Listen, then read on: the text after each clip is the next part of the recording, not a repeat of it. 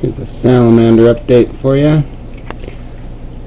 The salamander's at his water dog phase. Those are gills, kind of look like hair. And he'll lose those when he turns into a salamander. We raised these from eggs and fed them brine shrimp and then bloodworms, and they'll eventually lose those gills and start to climb up. The full-grown salamanders like to live in the moss up here. We've got the moss kind of in a dry section where it'll kill the moss, and a filtering waterfall on this side. But there you go. I think they're the coolest when they're at the water dog stage. They sort of float around, sort of a neutral buoyancy.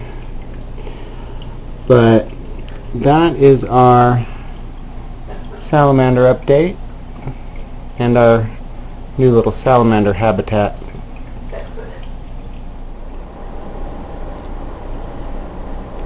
Got about 50 tadpoles in this tank. We found these guys in a canyon in a pool of water that was really small and drying up.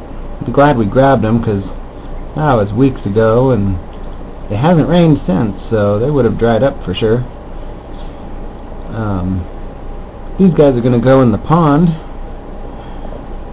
I'm pretty sure they're native and will do just fine out there.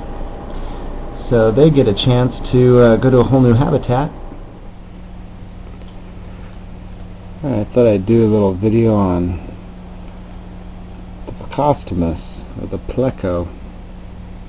This is Pablo Plecostomus, and he's about 10 years old.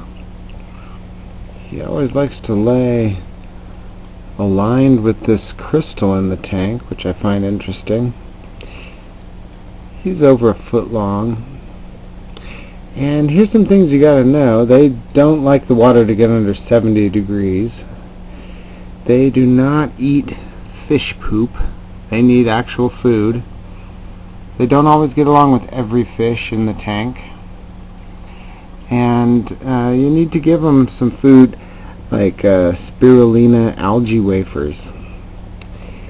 And they're pretty neat. They remind me of some sort of a prehistoric creature. I just turned on the light and I thought he'd be eating because they're nocturnal eaters, but I guess he's just sitting here meditating next to his crystal. But there you go. They're also kind of private, so they like lots of hides and little passageways and things, and a couple friends, but yeah, they don't necessarily get along with every fish.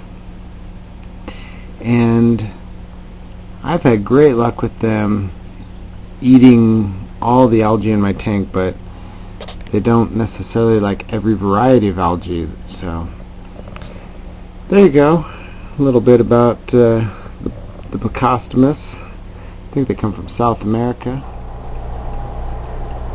It's an overhead view of a natural style tank that I'm doing. Trying to make it as natural as possible.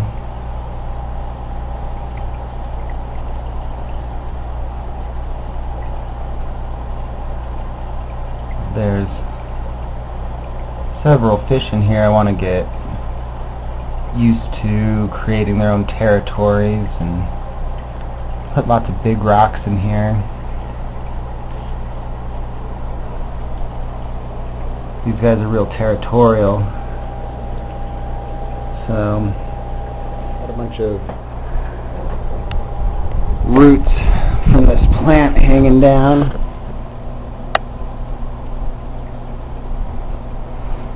So they can hide. They fight for different territories.